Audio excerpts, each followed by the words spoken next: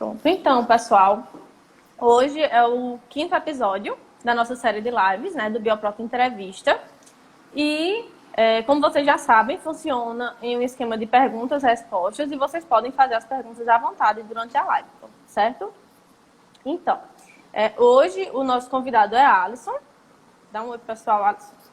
Olá, pessoal, tudo bem? E o tema da nossa live vai ser, né, utilização de animais de laboratório na pesquisa pré-clínica, certo? Então, o nosso pesquisador convidado, ele é biomédico e possui mestrado e doutorado em Bioquímica e Fisiologia pela UFPE e no momento está desenvolvendo seu projeto de pós-doc em Bioquímica, certo? Bom, então, Alisson, quer dar um oi para o pessoal, falar alguma coisa, a gente pode começar as perguntas. Então, pessoal, é um prazer estar aqui. Só gostaria de deixar claro que o tema é bem polêmico, né? Eu escolhi um tema bem polêmico para a gente conversar hoje aqui. É verdade. Mas o Alisson, ele tem uma experiência muito grande aí, né? No trabalho com os animais, então acho que vai ser enriquecedor para a gente escolher, né? Isso. Se trabalha com animal, se não trabalha. Então, Alisson, vamos começar. Eu queria te perguntar primeiro, então, para que serve a experimentação animal? Então, a experimentação animal ela é muito antiga, né? Ela vem desde o século XVIII, onde as pessoas começaram a ter curiosidade de tentar entender o que pode acontecer, né? Uma maneira de mimetizar o que acontece com o ser humano. Então, eticamente, a gente não teria condições de pegar um ser humano e estudar o que está acontecendo dentro dele. Então, a saída, né, a ideia foi utilizar os animais para tentar entender o que está acontecendo na fisiologia do ser humano. Seja no tratamento de doenças, seja para entender uma doença, seja para tentar entender qualquer fenômeno que acontece com o ser humano.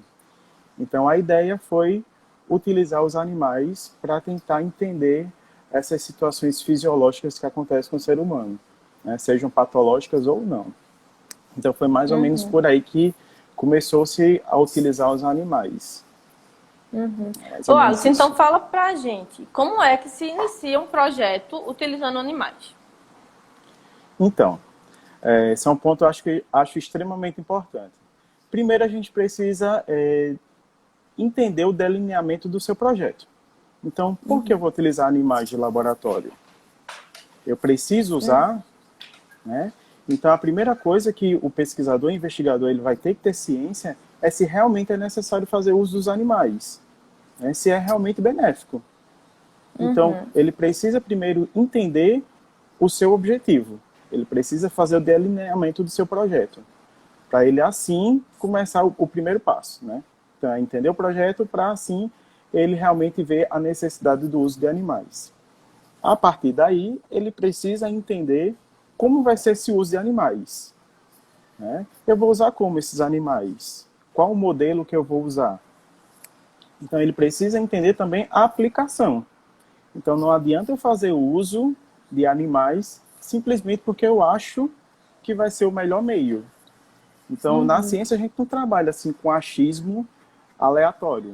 A gente precisa ter um entendimento sobre o que vai fazer e qual é a sua proposta. Minha proposta é um desenvolvimento de uma substância, de um fármaco, um fitofármaco. Então, daí, realmente eu preciso fazer alguns testes em vivo para eu poder garantir segurança de uso, por exemplo, que é algo que eu mais trabalho. Então, trabalho muito mais avaliando substâncias, né, especialmente plantas medicinais, que têm algum potencial farmacológico.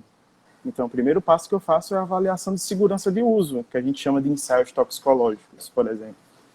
Então, eu preciso garantir que aquela substância, quando entrar no organismo vivo, ela vai ser, ela não vai levar a sérias consequências, algum distúrbio.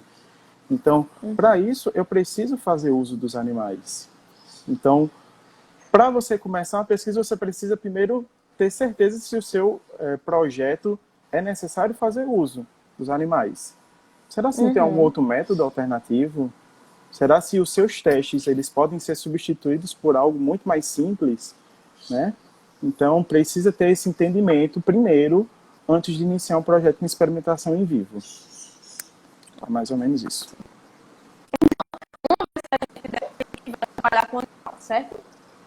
Qual o modelo animal que a gente utilizaria, então, para uma pesquisa em vivo? Então, é meio que complementando a pergunta anterior. Eu preciso entender qual é o meu objetivo. Então, existem os modelos. Existem mais de 150 modelos de animais, né, atualmente. A gente tem muito mais do que 150 modelos. E eu preciso entender, então eu preciso saber, o meu projeto ele vai investigar especificamente o quê? Então, eu tenho vários modelos. Hoje, na ciência, os modelos mais utilizados são os roedores, né? Existe uma justificativa para isso. Os roedores, ele tem fácil reprodução, fácil adaptação, né? E isso garante que a gente consiga ter uma reprodutibilidade melhor. Faz com que a gente consiga ter uma quantidade de animais, né, que seja estatisticamente aceitável. Né? Então, existem experimentos que são feitos com peixes, experimentos com anfíbios, experimentos com cachorros, né? Então, vai depender do teu delineamento. Né? Muitas pessoas acabam tendo essa barreira, né, de escolher qual vai ser o modelo animal. Então, tem gente que, por exemplo, seria o ideal fazer uso de algum tipo de camundongo que a gente chama de nocaute. Né? O nocaute é aquele que já tem, ele é geneticamente modificado e ele já nasce com essa predisposição à doença. Né? Então, esses camundongos, eles são muito, né, esses animais, mas eles são muito caros. Então, muitas das vezes as pessoas elas fazem uso do que a gente chama que é o que é mais praticado na ciência, que é indução daquela patologia, por exemplo. Então, a gente pega um animal que é heterozigoto e faz uma indução da doença. Quando eu faço uma indução da doença, eu consigo fazer o processo de tratamento. Mas, para aquele seu experimento, o ideal teria que ser um nocaute. Pode ter gente que precise desse nocaute, né, para garantir melhor seus resultados. Então, vai depender muito do seu modelo. Qual é a sua ideia? Qual é a sua proposta? Então, a sua proposta é o que determina o modelo que você vai usar. Tá? Então, é mais ou menos isso. Então, além da gente decidir se vai usar um peixe, um roedor, a gente também tem que decidir dentro dos roedores qual que seria o ideal, né? Isso. A gente precisa definir qual o modelo que vai melhor nos reproduzir. Vou dar um exemplo bem básico. Então, os roedores mais usados que a gente tem é camundongo e rato. Né? Os camundongos, eles pesam em média 30 gramas. Um rato pesa em média 160 gramas, 180 gramas, até 200 gramas. Eles já estão, já são aplicáveis para pesquisa. Vejam a diferença que tem, 30 gramas para 160 gramas, 180 gramas. Então, se o meu objetivo eu preciso de ter um grande volume de fluido sanguíneo, preciso de muito sangue para fazer as minhas análises, eu vou utilizar qual? Um camundongo ou um rato? Então, preferencialmente eu vou usar um rato, porque ele vai ter um aporte sanguíneo muito maior. Então, quando eu falo assim, você precisa entender bem qual o seu objetivo. Quando eu estou dizendo isso, eu estou dizendo que você precisa realmente entender qual é a sua proposta. O que é que você vai fazer? Então, no caso, se eu precisasse de 2 ml de sangue, eu não poderia fazer isso no camundongo. Não, porque eu não ia como obter 2 ml de um camundongo. Né? Então, a gente precisa realmente entender qual o projeto para a gente mimetizar, né? A gente, eu posso dizer, fazer o uso racional do uso de animais. Né? O uso racional de animais. Ô, Alisson, eu peguei uma pergunta da professora Patrícia aqui. Se os animais eles podem ser de ambos os sexos? Sim. Então, é sempre uma pergunta que fazem muito para mim. Alisson, para o teste e tal, eu utilizo macho ou fêmea? Então, quando a gente está tratando do que a gente chama de aspectos toxicológicos, por exemplo, inicialmente a gente faz uma triagem com fêmeas. Ah, por que a gente faz com fêmeas? Lógico, existem todas as agências regulamentadoras, né, que preconizam todos esses testes. Eles preconizam fêmeas por já estudado, né, comprovadamente, já existem dados que as fêmeas são muito mais sensíveis a qualquer tipo de substância. Então pense aí, eu quero fazer um teste toxicológico. Então eu vou pegar um modelo animal que é mais resistente ou que é mais sensível? Eu pego o mais sensível. Né? Porque se atingir esse mais sensível, então quer dizer que ele não vai ser muito aceito para qualquer modelo, ou se a gente quiser mimetizar para o ser humano. Então, a gente vai excluir essa substância para as mulheres, por exemplo? Não, não seria isso. Uhum. Então, o ideal seria pegar o modelo mais sensível. Então, por isso que a gente começa com fêmeas. Se a gente prolonga os nossos testes, aí sim a gente pega ambos os sexos. Porque a gente precisa garantir a segurança, né, no caso da toxicidade, a gente precisa garantir a segurança em ambos os sexos. Tá? Uhum. Se a gente vai fazer a aplicação farmacológica, é utilizado muito macho. Né? Os biotérios, eles acabam sendo muito solicitados para os modelos que são machos. Mas por que os modelos são machos?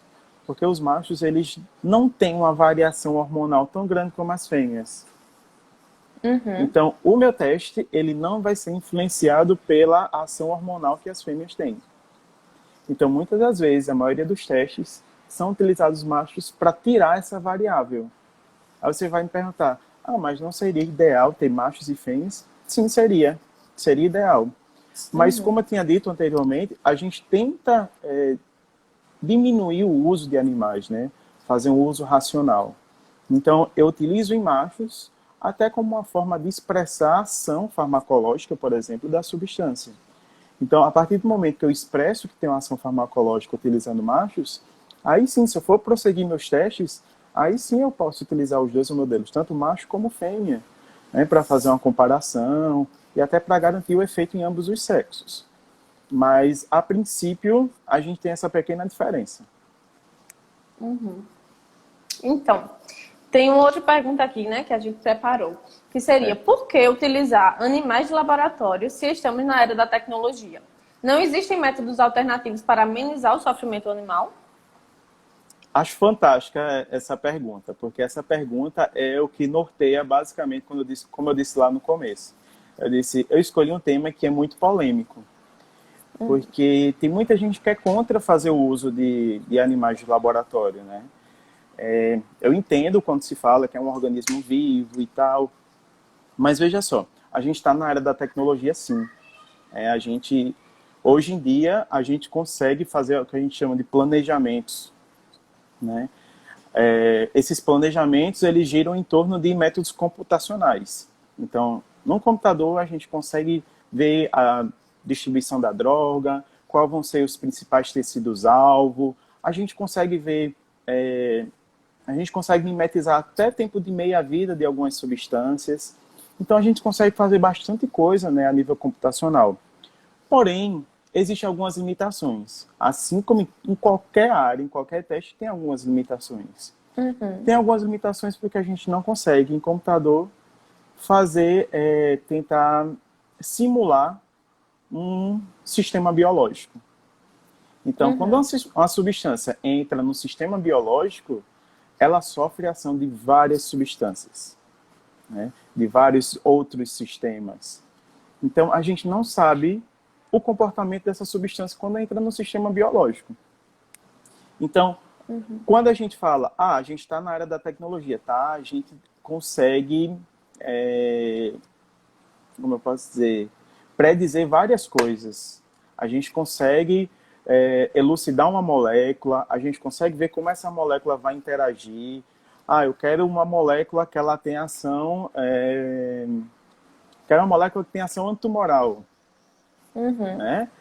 Aí lá eu quero essa molécula, peguei a molécula, jogo no meu sistema lá de computador, faço todas as combinações, né, que a gente chama de ancoragem ou docking, Então, a gente faz todas essas simulações computacionais, a gente consegue fazer esses links, a gente consegue ver que essa molécula interage com a superfície da membrana, né, da célula tumoral.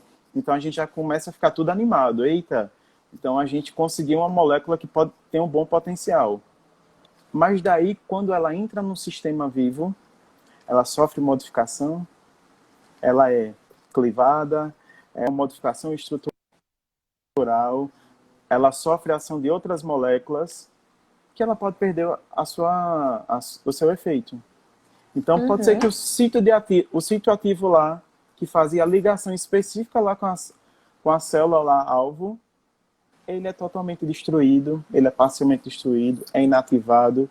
Então, muitas das vezes, a gente acaba tendo essa lacuna que fica do que a gente faz computacional para o in vivo, né? Daí, muitas vezes, a gente tem moléculas que são fantásticas, mas quando a gente coloca no sistema biológico, a gente não consegue atingir o nosso objetivo. Então, é mais ou menos isso. A gente está na era, sim, tecnológica, a gente está na era, né, digital, a gente tem muitos recursos que dão muito suporte para a gente, porém, ainda tem uma lacuna que fica entre o computacional para o ensaio realmente em vivo. Na verdade, Alisson, acho também que a gente até pode... Na verdade, eu acho não. A gente deve unir, né? Tanto a tecnologia como os testes, né? Em vivo, porque a gente pode afunilar, vamos dizer assim. Temos 10 amostras que nós queremos testar. Não são as 10 que têm potencial para ir para um teste em vivo. Para o pessoal entender também que não é do nada que a gente decide que aquela amostra vai ser testada em vivo, né? Exato. Eu não sei se está aí no hall de perguntas, alguma coisa assim, mas tem a triagem. Então, vai ser mais ou menos a próxima. Então, a gente não pega uma molécula assim do nada, quero essa molécula e vou já implantar no animal, vou já testar no animal. Não, não é assim. Volta lá o que eu estava falando no começo, a gente tem que fazer o uso racional, né? As agências regulamentadoras, elas vivem sendo atualizadas nesse aspecto, né? De só fazer o uso do animal quando fez um teste in vitro antes, né? Vamos fazer uma triagem com essas... Imagina, eu peço para fazer 100 moléculas. Eu vou testar as 100 moléculas nos animais. Não faz sentido, não faz sentido.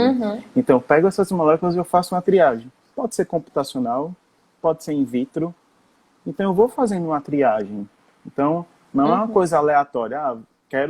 Meu projeto, eu quero usar animais. Não seria bem esse caminho. Eu preciso primeiro ter uma ideia, fazer uma seleção aí para eu poder realmente ter uma ideia de qual fármaco, qual substância tem um potencial mesmo para desenvolvimento. Alisson, eu vou fazer as perguntas aqui. Eu estou vendo que tem umas perguntas aqui que estão aparecendo aqui nos que comentários. Já são desse assunto.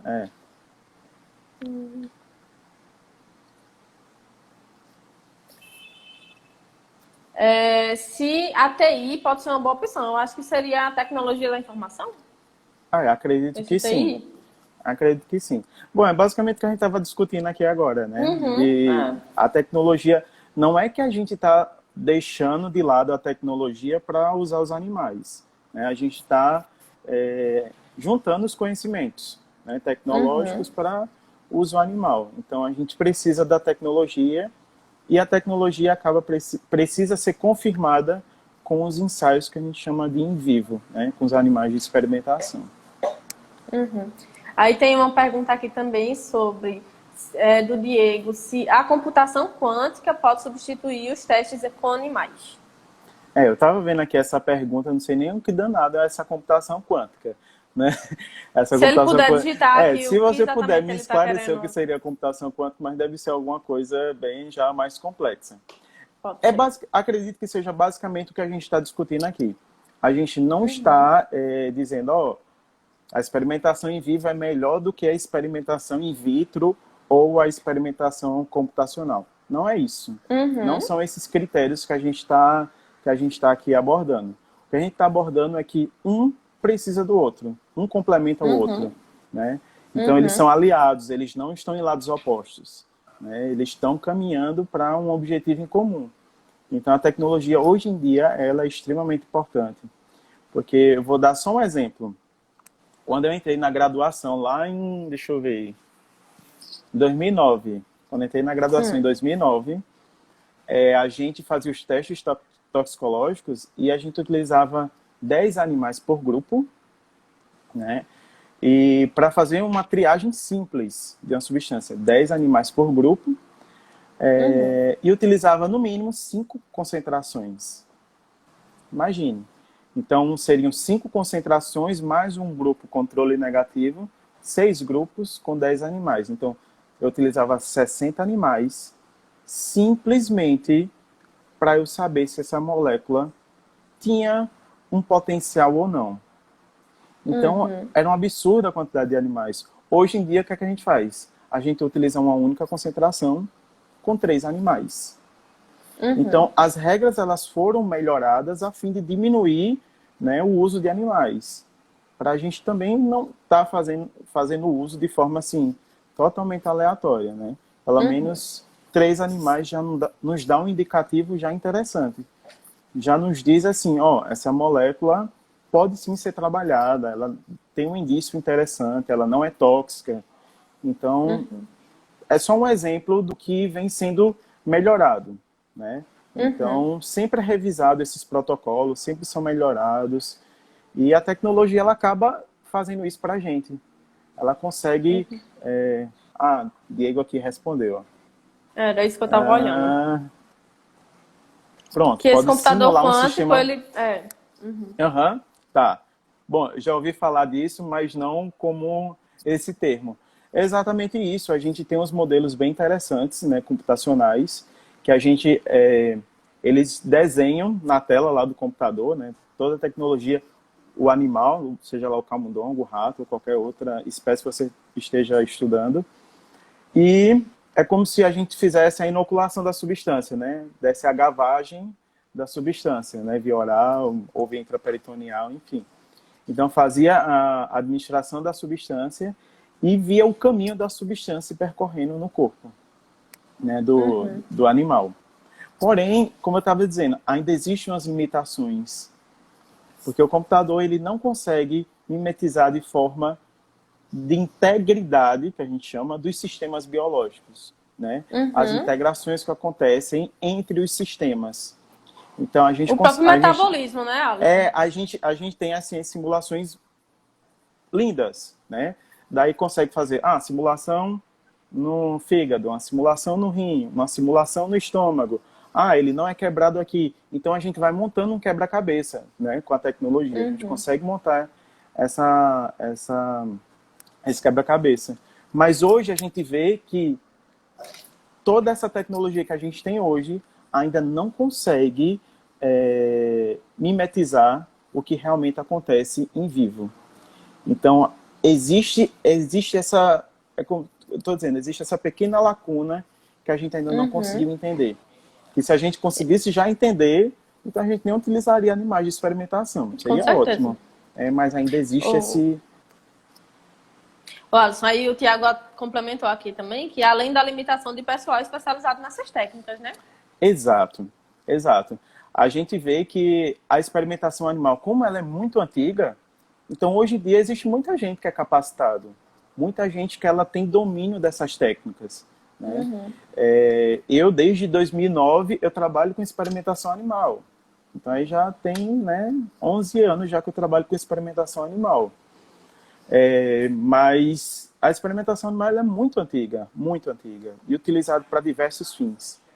Quando a gente vai para essa área mais computacional, a gente vê as limitações que tem, né? Então, a gente falou das limitações de mimetizar um sistema biológico, né? Tem limitações de grupo de pesquisa que trabalha com isso. Então, é muito ainda... A gente ainda está caminhando para a melhoria. Quem sabe a gente chega num dia que a gente não vai fazer mais uso de animais de laboratório. Mas ainda é um recurso que a gente ainda não pode abrir mão. Pronto, Alisson. Então, fala aqui pra gente agora o que diferencia os testes in vitro e in vitro para uma mesma atividade farmacológica. Ótimo. Vê só, existe uma contradição quando, às vezes, as pessoas acreditam que é separado. Atividade in vitro, atividade in vivo. Muitas das vezes, quando eu estou investigando a mesma atividade biológica, quero investigar uma atividade biológica, tanto in vitro como in vivo. Às vezes as pessoas dizem, por que não ficou só no in vitro? Meus resultados foram ótimos in vitro. Por que eu preciso fazer in vivo? Bom, vamos lá. Vamos começar do começo. O começo seria, in vitro, eu tenho aquelas células, por exemplo, eu tenho células específicas, né? Vamos pensar, a gente estava falando de câncer. Então, eu tenho ali as células tumorais. Quando eu faço uso, né, da substância, inoculo lá a substância, é lindo. Matou todas as células, eu fico mega feliz, mas daí quando eu vou fazer uma experimentação em vivo, não dá certo. Mas por que não dá certo? A gente volta para a pergunta anterior. A gente não sabe como a substância está interagindo no organismo, né? Então, eu tenho in vitro uma situação isolada, né, completamente isolada, somente com o meu alvo. Eu não estou pensando em nenhuma outra interação. Aí você vai me dizer, Alisson, então você está dizendo que a experimentação in vitro não é boa. Não, não é isso. A experimentação in vitro ela é muito importante. Porque imagina, eu tenho essa substância que tem esse potencial muito bom. Quando eu fiz a administração in vivo, ficou fantástico. Ficou lindo. Consegui o meu objetivo. Se for para uma terapêutica, deu certo a terapêutica. E como é que deu certo? Como é que agiu essa substância? Então, daí eu volto lá para in vitro. Porque in vitro, naquela minha situação isolada, eu consigo ver qual é o mecanismo detalhadamente, em que substância, né, como a minha substância se ligou àquela célula, como ocorreu toda a interação. Então, é fantástico a investigação in vitro. Ela é fundamental para a gente entender todos os processos, né? Então, não existe uma separação de, vitro é uma coisa, vivo é outra. São ciências complementares, né? Muitas das vezes, eu, por exemplo, eu trabalho basicamente, né? Eu faço o que a gente chama de testes preliminares in vitro, né, para saber se realmente tem algum potencial ali naquela substância, mas muitas das vezes, basicamente, meus testes todos giram em torno da experimentação in vivo, assim como tem pessoas que fazem somente os testes in vitro. E essas ciências, esses conhecimentos, eles se complementam. Então, não é uma separação, né? Não é uma separação das áreas do conhecimento, não é. É simplesmente porque cada grupo vai para a sua área específica e que podem conversar, né, em relação a isso. Né? As colaborações estão aí para isso. Mas é preciso entender que se eu estou investigando a mesma atividade farmacológica, a mesma, eu posso ter um resultado completamente diferente in vitro e outro in vitro. In vivo e in vitro. Então, são situações diferentes, né? E que a gente precisa ter esse olhar mais crítico para entender isso, né? Não é porque a minha substância não teve um efeito in vitro, por exemplo, o contrário pode acontecer. Não teve efeito nenhum in vitro, mas in vivo, quando ela foi metabolizada, foi desenvolvido, né? Conseguiu ativar um sítio ativo que tem um efeito farmacológico. Então, essas coisas podem sim acontecer, né? Que in vitro acabava não acontecendo. Muito bom, Alisson. Então, para o pessoal entender que esse trabalho com animais também não surge do nada e tem todo um comitê de ética por trás disso, certo? Certo. Então, em relação a isso, o que as comissões de ética em experimentação animal avaliam? Vejam só, existe, né, um colegiado superior, né, que é o CONSEA, que é um comitê federal, e esse comitê federal, ele determina as regras de experimentação animal, né? Voltando ao exemplo que eu estava dando, quando eu entrei na graduação, o procedimento de eutanásia que a gente fazia, hoje em dia a gente já não faz, porque o Comitê de Ética proibiu. E às vezes eu penso assim, gente, realmente a gente fazia algo que não era a melhor maneira de fazer a eutanásia de um animal. Uhum. Mas hoje a gente já tem umas técnicas que são muito melhores, né? Que diminui o sofrimento do animal, que chamam tanto, né? Ah, diminuir o sofrimento do animal. É uma pauta muito importante hoje para os comitês de ética, né? Então, esses comitês, eles regulam todo o passo a passo da experimentação animal, né? Então, existe esse comitê federal, né? Existem os colegiados, que fazem assessoria a esse comitê federal, e existem os comitês em cada universidade. Então, em cada universidade, em cada centro de pesquisa, existem os comitês de ética de experimentação animal, que eles fazem um controle geral, seguindo as normas, obviamente, do Comitê Federal. Então, eles conseguem fazer essa avaliação, né? Se o teu projeto... Não, é interessante deixar bem claro que os comitês de ética, eles não estão para dizer se teu projeto é bom ou ruim. Não é isso, né? Os comitês de ética, eles estão para avaliar se os métodos que você vai usar, se eles realmente são, se eles cumprem as diretrizes, né, de ética de experimentação animal. Então, a gente não vai, por exemplo, inventar, pode até pensar em inventar uma metodologia de experimentação animal, mas essas metodologias que você pretende inventar, pretende fazer, precisam ser aceitas pelos comitês de ética, né? E precisa ter algum embasamento científico, né? Não pode simplesmente você pegar aleatoriamente, essa técnica é a melhor e é o que eu quero fazer. Não. Você precisa seguir as normas desses comitês, né? Então, esses comitês, eles são importantes para tentar, né, regrar toda a experimentação animal, seja em qualquer nível, né, em qualquer nível. É mais ou menos isso. Eles avaliam o número de animais? Sim. Condiz. É bem importante essa questão, porque a gente tem dois pontos que são importantes. A gente quer entregar uma pesquisa que tenha um valor científico e que faça sentido, né? Não adianta eu estar fazendo uma pesquisa que não vai ter um valor científico e que vão olhar e vão dizer, não, isso daqui não está coerente. Então, eu preciso de um número mínimo de animais. Por que eu preciso desse número mínimo? Porque eu preciso fazer uma estatística. Então, vocês conseguem perceber que eu não estou simplesmente trabalhando com uma coisa isolada. Eu preciso garantir que aqueles dados são reprodutíveis e confiáveis. Então, para isso, eu preciso de quê? Eu preciso de fazer uma análise estatística para garantir a confiabilidade daquele meu teste. Então, eu preciso, por exemplo, na maioria dos testes, né, experimentais, eu preciso de um N, né, de um grupo com, no mínimo, 5 animais. Eu preciso ter pelo menos 5 animais, né? Quanto mais você aumenta sua quantidade de animais, né, o seu N, maior vai ser a sua confiabilidade de estudo. Então você está dizendo que eu posso usar 50, então vai garantir que meu teste ele é eficiente. Um comitê de ética ele nunca iria permitir uma coisa dessa. Por quê? Porque daí não está fazendo uso racional dos animais. Então, quando eu digo, quanto mais animais, mais confiável vai ser a minha estatística e tudo mais, né? Meu número amostral. Porém, eu tenho que ter ciência do uso racional dos animais.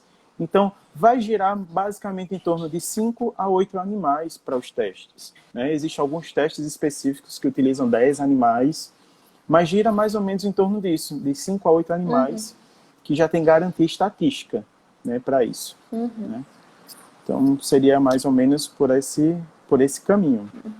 Daí você, só para complementar uma coisa, daí você falou desses comitês de ética, eles ainda são muito importantes porque eles determinam situações como, por exemplo, você poderia pensar, eu fiz esse teste aqui, não deu nada.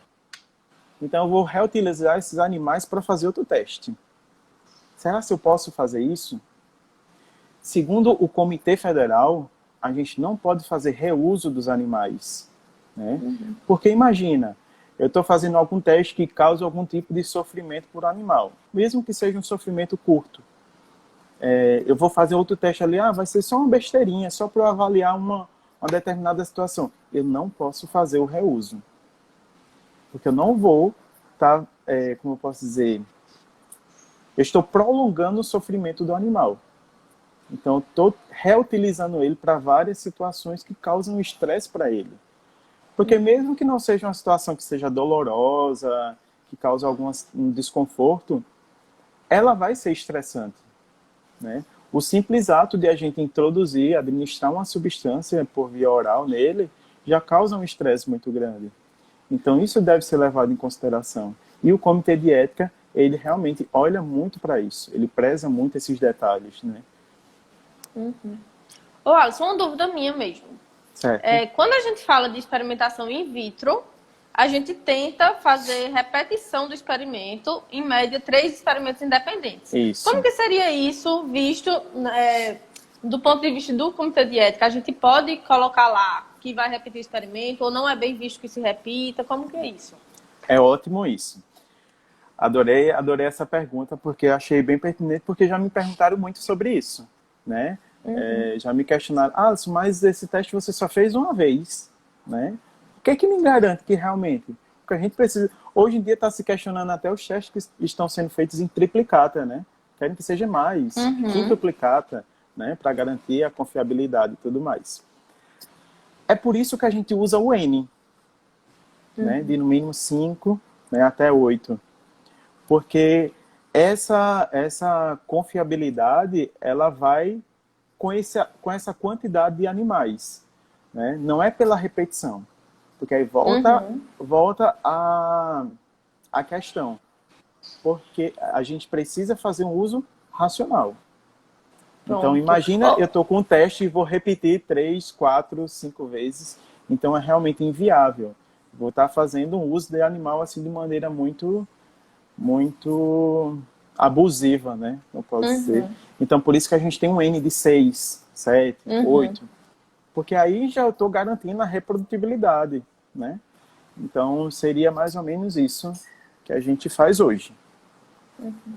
Ô, Alisson, vamos aproveitar ainda nesse sentido do Comitê de Ética, né? O Matheus pediu para falar um pouquinho sobre a regra dos 3 R's. Então, essa regra dos 3 R's que hoje a gente adota, né? Que eu já estava comentando. O primeiro R que é da questão da reutilização, né? A gente não pode fazer reutilização. Seja o experimento mais simples que você for fazer, a gente não pode fazer repetições. Existe uma lei, né, que se chama Lei Arouca. Essa Lei Arouca, ela basicamente determina como é esse uso de animal. Como é que deve ser? Né? É embasado em quê? Né? Aí esses 3 R's, ele basicamente é norteado por essa lei, né? Da reutilização, né? da consciência do uso desses animais. Então, esses 3 R's, todo mundo que trabalha com experimentação animal tem que ter ciência, né? Dessa não reutilização, né? Desses animais. Além disso, se fala como posso dizer, do que a gente chama de... Como é que eu posso dizer? Como esses animais são, ao final do experimento, como esses animais eles vão ser o que a gente chama de descartados, né? O que é que a gente faz com a carcaça dos animais? Então, essa carcaça ela precisa ser incinerada assim como qualquer outro material biológico, né? Esses materiais biológicos eles são totalmente controlados. Então, tem empresas específicas que fazem a incineração, que fazem um controle todo desse material biológico, para que não contamine, né? Porque a gente fez uma experimentação. Então, nessa experimentação podem ter substâncias potencialmente tóxicas ou com algum tipo de substância que, se for jogada no ambiente, possa ser potencialmente tóxico. Então, É basicamente Tudo isso. isso, Alisson, tem que estar bem claro lá, né? No projeto da gente do Comitê de Ética. Sim, sim. Todos esses documentos. Existem inúmeras maneiras de representar, né, de fazer as solicitações do comitê de ética, mas geralmente eles são muito criteriosos, eles querem muitos parâmetros, eles querem saber como você vai desprezar a carcaça, precisa saber qual anestésico que você vai utilizar, né, qual a técnica que você vai utilizar de eutanásia, qual vai ser o destino dessa carcaça. Então ele quer saber de tudo. Ele quer saber se você é treinado, quanto tempo você passou de treinamento, né? Então, são muitos aspectos. O que é que você vai fazer? Você vai tirar órgão? Você vai tirar sangue? Qual substância você vai administrar no animal? Então, eles querem saber os detalhes do seu projeto. Eles querem saber realmente o que é que você vai fazer e como você vai fazer, né? Ô, Alisson, vamos responder essa pergunta da Marley, de quais os animais mais usados em pesquisa? Então, como falei no comecinho, né? Os animais que a gente mais usa são os roedores. Mas não é quero usar roedor. É simplesmente porque os roedores, eles têm essa fácil reprodução, né? Eles são mais fáceis de ambientação. Então, a gente acaba utilizando ratos e camundongos por eles serem mais simples de manusear, né? Mais simples de treinar uma pessoa no manuseio. Então, o uso desses roedores, eles acabam sendo muito mais práticos, né? Por exemplo, existem testes toxicológicos que a gente também faz, que o ideal seria a utilização de cachorros, né? Acredito que quem é da ciência, principalmente na área biológica, né, saúde, deve ter visto um movimento que aconteceu há uns 5 anos atrás, que alguns ativistas invadiram um laboratório que fazia as avaliações toxicológicas utilizando os beagles, né? Aqueles cachorros bem bonitinhos. Então, todos esses testes, eles são regulamentados por um comitê de ética e são, sim, aceitos. Mas eu entendo que, às vezes, dá muita pena, né? Dá uma dor no coração de fazer uso de animais assim, e principalmente esses que são mais domésticos, né? Que a gente consegue ter uma relação mais próxima. Então, as pessoas acabam ficando muito mais sentidas com isso. Então, tem muitos pesquisadores que fazem a opção de fazer uso com roedores simplesmente pela praticidade, né? Pelo manuseio. Imagina eu pegar um monte de beagle, né? Para eu adquirir um monte de beagle para fazer um ensaio toxicológico. Então, isso demanda também muito dinheiro. A gente também não pode esquecer isso na ciência, né? Que demanda também dinheiro. Com certeza. Ô, Alisson, só para a gente esclarecer para o pessoal que ficou na dúvida do que seriam os 3 R's, né? O primeiro R seria o replace, né? Que seria a substituição. Isso, substituição. O segundo, a redução, e o outro, a refinar, né? Isso. É porque é em inglês, né? Os 3 R's. Porque é basicamente esse discurso, né? De você ter ideia do seu projeto, né? Então, eu posso diminuir a quantidade de animais? Existe alguma ideia que eu posso diminuir a quantidade de animais, né? Eu consigo fazer um planejamento computacional que eu consigo diminuir a quantidade de animais. Eu não vou precisar daquele N todo que era para ser 10, mas eu consigo usar 8, 6. Então, eu já fiz uma diminuição do uso, né? Então, esses 3 R's, ele está basicamente em torno do uso racional, tá? Então, como é esse uso racional dos animais? É um planejamento, é você saber qual é o seu objetivo, saber o que você quer fazer, né? Qual vai ser a sua proposta final? Qual que é a sua proposta? Existe algum meio, né? Não sei se está aí nas perguntas, mas o que hoje a gente fala é de o que seria complementar. Existem técnicas complementares, né, hoje para uso de experimentação animal? Sim, existem as técnicas in vitro, elas são assim enriquecedoras, como a gente já comentou, né? Porém, tem aquela lacuna que acaba do in vitro para o in vivo que a gente ainda não conseguiu solucionar tão bem assim. Que aí seria esse R do replace, né, Alisson? Que seria a substituição. Mas a gente já conversou bastante sobre isso, que seria todas aquelas coisas que a gente pode tentar usar para substituir em alguns casos, mas como você falou, em alguns casos realmente não tem como substituir, mas são perguntas que a gente tem que se fazer, né? Sim, sim, sim. E deixar claro na hora do comitê de ética. Exato, a gente tem que pensar, né? O planejamento de um projeto, o planejamento de uma pesquisa é fundamental. Eu não posso simplesmente, aleatoriamente, dizer, eu quero testar isso, quero testar em animal. Não, a gente precisa pensar, a gente precisa planejar, a gente precisa ver se eu consigo fazer uso de uma outra metodologia. Enfim, é basicamente isso que os 3 R's eles estão mais ou menos, né, envolvidos. Ô, Alisson. Então, vamos para a nossa última pergunta, que é: existe alguma proibição do uso de animais em experimentação? Então, existe. Existe. Essa proibição ela é relativamente recente. Por que ela é relativamente recente? Ela é de 2007, que foi uma proibição para os cosméticos, né? Para os materiais cosméticos. Essa proibição foi porque eles consideraram como sendo algo muito supérfluo, sabe? Então, entrou em votação isso na Câmara dos Deputados mesmo, para ter uma lei que proibisse a utilização de animais para o desenvolvimento de cosméticos. Então, hoje em dia, é proibido fazer uso de animais para fins cosméticos. Tá? Existem algumas empresas que elas conseguem algum tipo de liberação. Como assim elas conseguem liberação? De onde? Por que elas conseguem essa liberação? Elas conseguem essa liberação porque às vezes trata de uma substância que ninguém nunca viu, que a gente não sabe o que ela pode, o potencial dela, a gente não sabe se é tóxico. Imagina, eu vou desenvolver um batom com uma substância nunca vista no mundo, sei lá, no Brasil, quase ninguém nunca ouviu falar dela. Daí você, quando vai lá usar, sei lá, causa ferida na sua boca, dá uma irritação muito grave. Então, essas substâncias que são totalmente desconhecidas, existe sim uma liberação para fazer o uso de experimentação animal, para testar elas e garantir a segurança.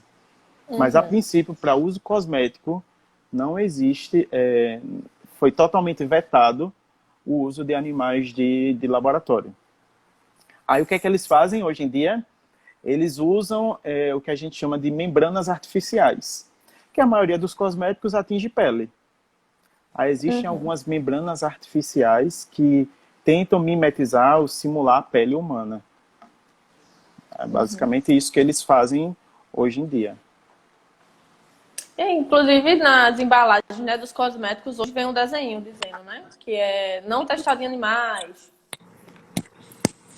Exato, exato. Ô, Alisson, a gente não tem mais perguntas, então eu acho que é isso. A gente quer te agradecer pela colaboração. Estão me ouvindo ainda? Tá um pouquinho mais baixo, mas dá para ouvir sim.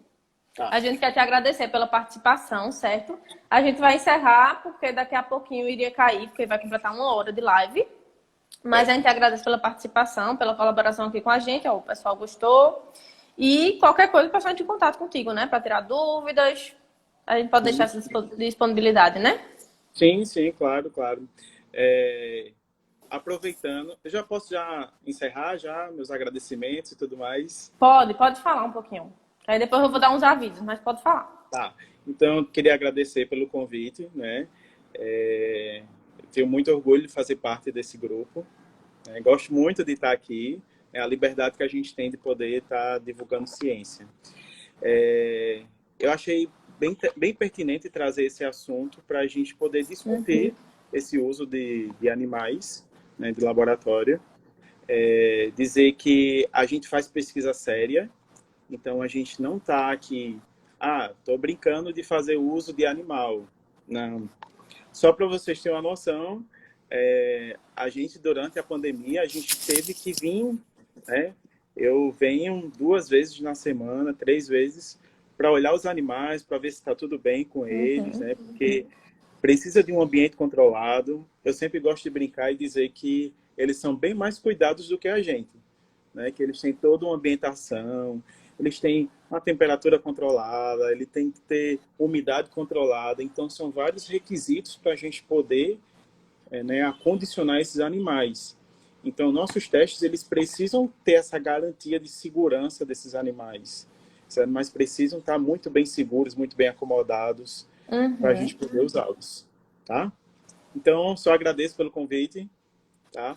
E quem tiver mais dúvidas, fique à vontade, podem entrar no meu Instagram, a gente pode conversar. A gente pode conversar, hoje em dia tem que ser tudo online, né? Não dá para ser pessoalmente, mas dá para a gente conversar sobre a temática. E, mais uma vez, obrigado pelo convite. Muito obrigada, Alisson. Mais uma vez, eu só vou dar um recado aqui pro pessoal. Então, gente, essa semana, na quarta-feira, vai ser lançado o nosso podcast, né? Vai ser com o professor Paulo Eusébio. E o título é Sondas Fluorescentes.